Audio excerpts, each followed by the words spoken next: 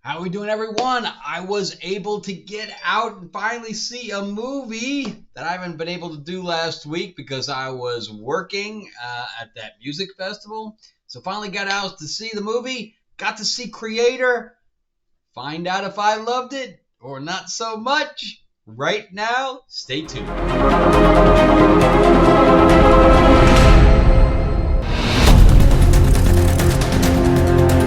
All right, let's talk about Creator. All right, so this is by Gareth Edwards. I can tell right from the get-go that it was a labor of love. This was his baby. He produced it. He wrote it. He directed it, of course, with help as far as the writing is concerned. But for the most part, this was his baby. He put this thing together. He was the director of Rogue One. He directed Godzilla. So he's a decent director. So let's get into the acting. So John David Washington is helming this thing. The last time I saw him was in Tenet, which for me was completely unwatchable. He was horrible. I'm sure there's plenty of people that love that movie, but I was not one of them. I thought that Nolan didn't even care about that film. He just really wanted to see what would happen if he had the gimmick of going forwards and going backwards. And John Washington, I know he's Denzel Washington's son, but in that movie he could not act. I mean, he was a bored. But again, Nolan didn't even name him. He called him protagonist. So there was nothing in that movie. But here I was obviously pleasantly surprised because he did emote in this. He had some good scenes in this. This is the debut of the little girl that plays the robot in this. Her name is Madeline Boyles. And their chemistry was decent. And she did a great job, even though this was her first film and she's a child. Because she's basically holding this whole film together. Gemma Chan did a great job. Ken Watanabe.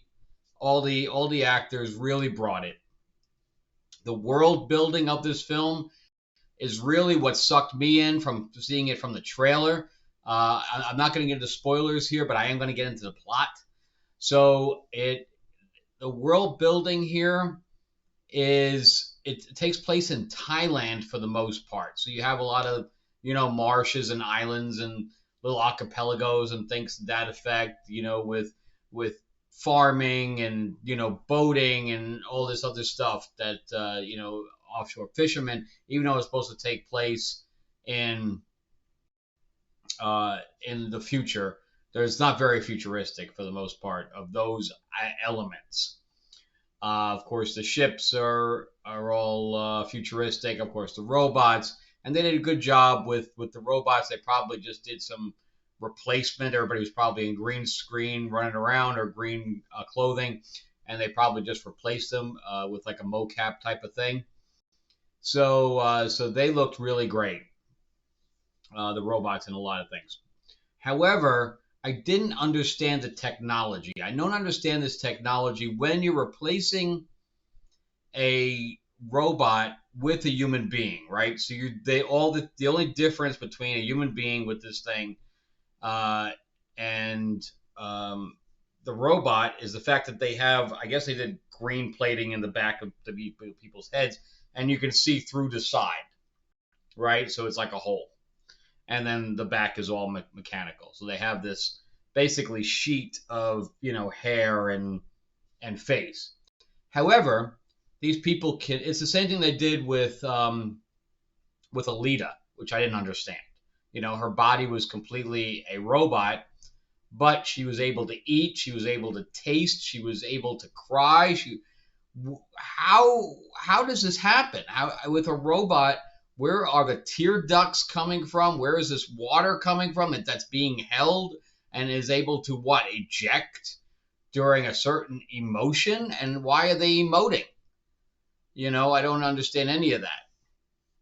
So I understand that I guess they were taking plates or templates of people's minds and injecting them because they had a little space there for almost like a thumb drive. But why would the emotions come out of that? I just didn't understand it. Like at least in Star Trek with Data, he had an emotion chip or whatever, and it made him feel certain ways that he couldn't control. Right? It was just programming things that made him, do different things that he then had to control and then piece together about when you're supposed to feel certain things. So that was very interesting in Star Trek. But here it's just like, yeah, we just have a human being with the back of their head different. That's how I felt. I didn't feel like they were a robot at all. So there's that. And I with Alita, the same thing, but I kind of just went with it with Alita. Okay, she's able to taste things because maybe part of herself was human. But again, I don't know how the inner things work because she was like a cyborg, I guess. But here it was like a straight, you remove this, then it's just a robot. So I don't know. I don't understand that. So it's in the back of my head, I was always not buying it. So this is a combination of Terminator meets Avatar. So Terminator and the fact that we have AI, which obviously, the writer's strike and the actor's strike is all talking about AI. So this is a topic that is very topical for the day, but it's basically the same as Terminator. We give them the ability to protect us, and then they blow up LA, right? So now they're all being hunted.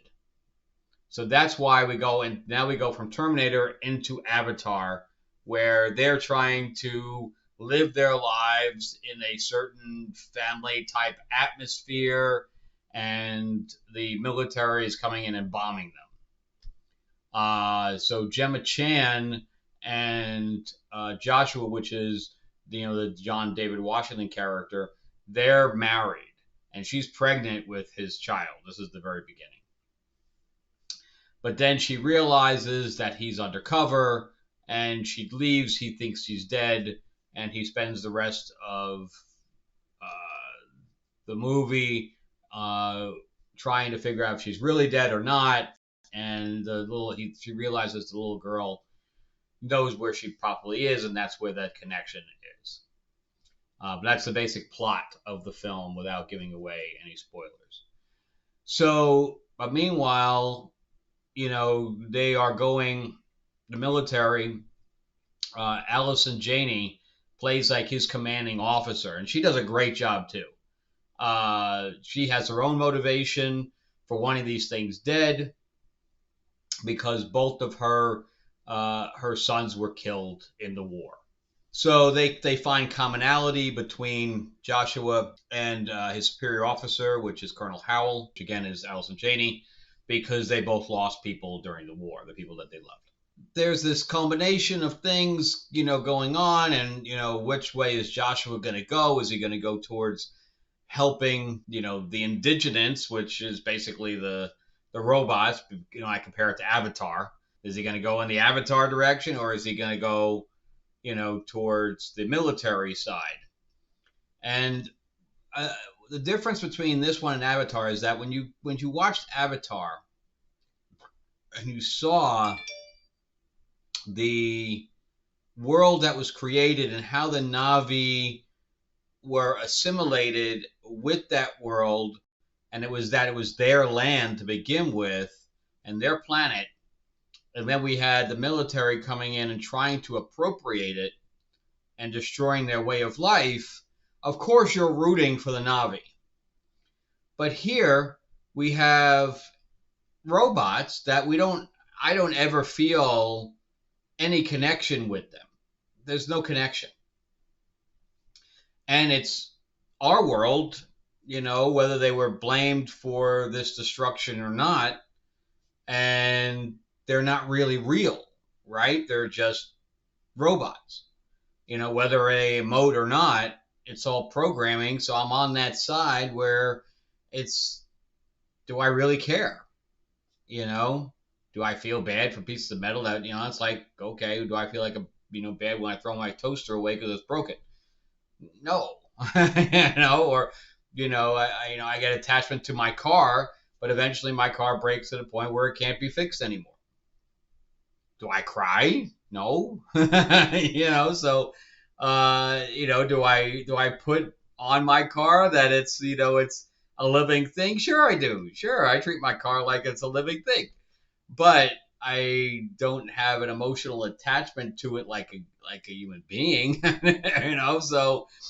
So there we're already, but at the same time, if C3PO or R2D2 were damaged or hurt or whatever else in Star Wars, I would feel that.